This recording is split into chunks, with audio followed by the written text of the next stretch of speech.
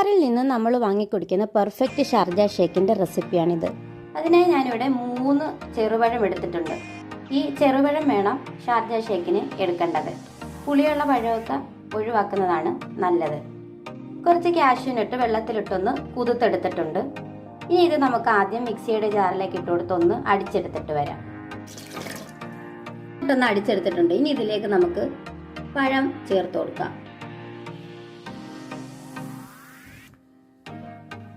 ഫ്രീസറിൽ വെച്ച് കട്ടിയാക്കിയ പാലെടുത്തിട്ടുണ്ട്. 1/2 ലിറ്റർ പാലാണ് എടുത്തിരിക്കുന്നത്. ഈ 1/2 ലിറ്റർ പാല് കൊണ്ട് നമുക്ക് 2 ഗ്ലാസ് ഷാർജ ഷേക്ക് ഉണ്ടാക്കാൻ പറ്റും. പാലും കൂടെ നമുക്ക് ഈ മിക്സിയിലേക്ക് ഇട്ട് കൊടുക്കാം. ഇരിക്കുന്നത് ബൂസ്റ്റ് ആണ്. നമുക്ക് ഹോർലിക്സ് വേണമെങ്കിലും ചേർക്കാം, പക്ഷേ ബൂസ്റ്റ് ചേർക്കുമ്പോഴായിരിക്കും ഈ ഷേക്കിന് നല്ല ടേസ്റ്റ് കിട്ടുന്നത്. ഇത് ഒരു 1.5 ടീസ്പൂൺ മാത്രം ചേർത്ത് കൊടുത്താൽ മതിയാകും. വേണമെങ്കിൽ നമുക്ക് ഇതിനോടൊപ്പം ഐസ്ക്രീം ചേർത്ത് കൊടുക്കാം. ഞാൻ ഐസ്ക്രീം ചേർത്ത് കൊടുക്കുന്നില്ല. ഇനി ഇത് നന്നായിട്ടൊന്ന് ബ്ലെൻഡ് ചെയ്തെടുത്തിട്ട് വരാം. എല്ലാം ഒന്ന് ബ്ലെൻഡ് ചെയ്തെടുത്തിട്ടുണ്ട്.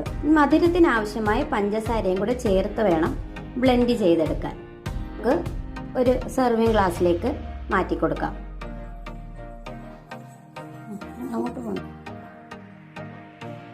വളരെ കുറഞ്ഞ ഇൻഗ്രീഡിയൻസ് വെച്ച് എളുപ്പത്തിലും ടേസ്റ്റി ആയിട്ടും തയ്യാറാക്കി എടുക്കാൻ പറ്റിയ ഒരു ഷാർജ ഷേക്കാണ്. വീഡിയോ ഇഷ്ടപ്പെട്ടിട്ടുണ്ടെങ്കിൽ എല്ലാവരും ഒന്ന് ലൈക്ക് ചെയ്ത് സപ്പോർട്ട് ചെയ്യണേ.